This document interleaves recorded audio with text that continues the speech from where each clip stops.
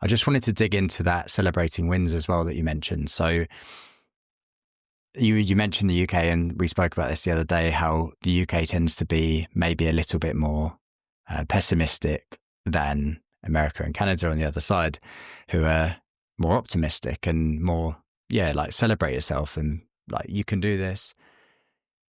So that's one element of it. Another element of it is that voice in our heads that everyone's familiar with, is when you're trying to do something, or when you maybe have achieved something, or maybe when you've not done so well, it just makes it more negative. It says, actually, you're not worthy of that celebration. Like, you were lucky. And how can we start to silence that voice and celebrate those wins when they do come? The way to go about that is first identifying that we are not our thoughts. Similar to how our fingerprint is not our soul. We don't take a dump and look in the toilet and think, that's my personality. So our thoughts are the only thing that we actually, it's a side effect of, right? And we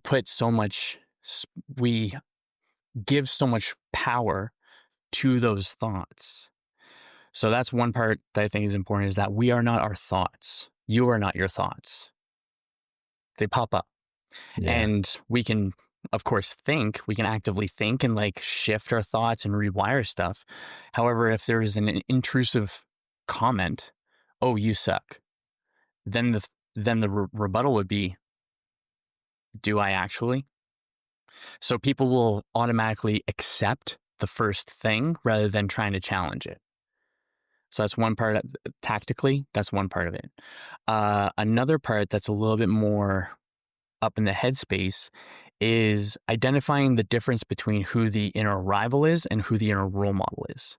Because we have the equal opposite on the other side. If we have a negative voice, we have a positive voice. There's a balance between the two. It's not. And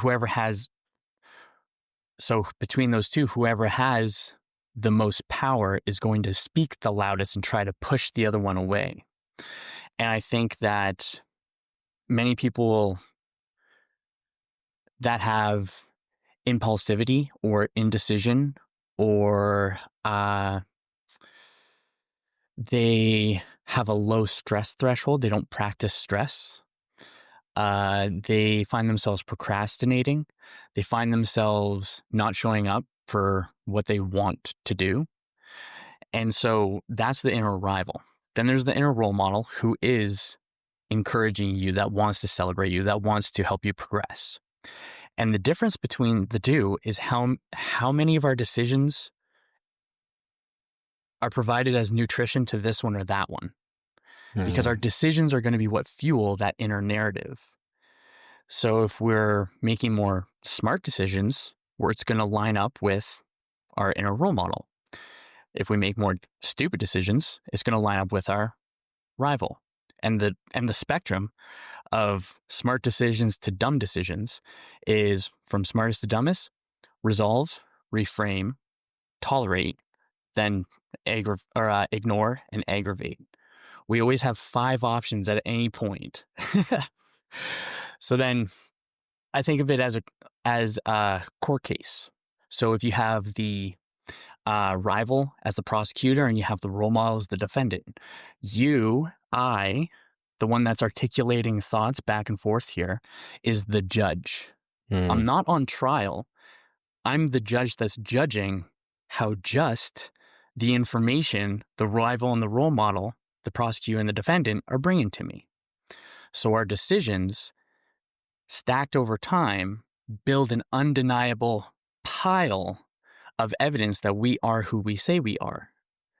And then if the rival has more material, it's a matter of making better decisions to feed the rival, or the role model, sorry. And it's similar to, if you heard the story of the 2 wolves, where kid asked the grandfather, there's a conflict within me. What is that? Grandfather responded, there's a battle within us between 2 wolves, a light wolf and a dark wolf. Then the kid asked, which one wins? And the grandfather says, whichever one you feed the most. So our decisions will feed or starve one of those characters. And we can starve the rival and flourish with the role model.